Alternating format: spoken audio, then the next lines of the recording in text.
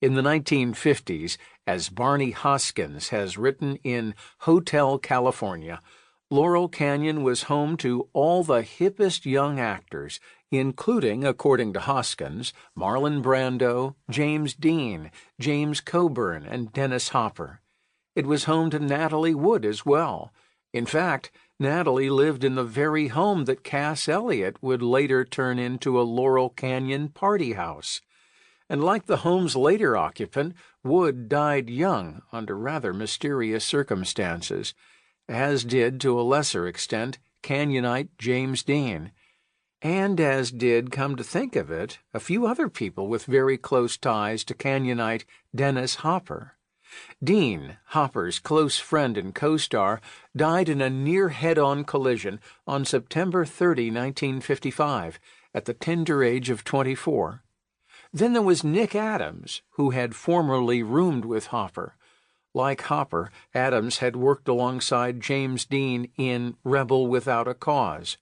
According to Dean himself, Adams had worked alongside Dean even earlier than that, when both were young male prostitutes working the mean streets of Hollywood. Adams died on February 6, 1968, at the age of 36, in his home at 2126 L. Roble Lane in Coldwater Canyon, one canyon west of Laurel Canyon, thus narrowly sparing Adams from a spot on the Laurel Canyon death list. Adams' official cause of death was listed as suicide, of course, but no one really seems to believe that. Actor Forrest Tucker has bluntly declared that all of Hollywood knows Nick Adams was knocked off. Nick's relatives reportedly received numerous hang-up calls on the day of his death, and his tape recorder, journals, and various other papers and personal effects were conspicuously missing from his home. His lifeless body, sitting upright in a chair, was discovered by his attorney, Irvin Tip Roeder.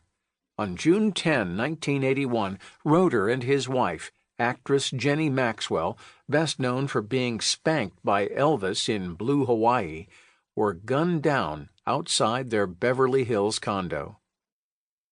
Next to fall was Sal Mineo, who, like Dean and Adams, worked with Hopper on Rebel Without a Cause, and remained a friend thereafter.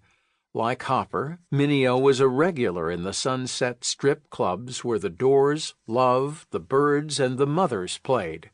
He had been alongside Hopper and Peter Fonda during the infamous riot on the Sunset Strip in November 1966, and as has already been discussed, Mineo was stabbed to death in close proximity to those very same clubs on February 12, 1976. Last to fall was Natalie Wood, who also appeared in Rebel Without a Cause, and who had at various times dated both Dennis Hopper and Nick Adams. Woods died on November 29, 1981, in a drowning incident off Catalina Island that has never been adequately explained. At the time, she was in the company of actors Robert Wagner and Christopher Walken. Natalie was 43 when she was laid to rest. Of the four actors stricken with what has been dubbed the Rebel Without a Cause curse, two were former residents of Laurel Canyon. Another lived at, or was killed at, the mouth of the canyon, and the fourth lived just a mile away, as the crow flies, in neighboring Coldwater Canyon. As I may have mentioned previously, Laurel Canyon seems to be a rather dangerous place to live.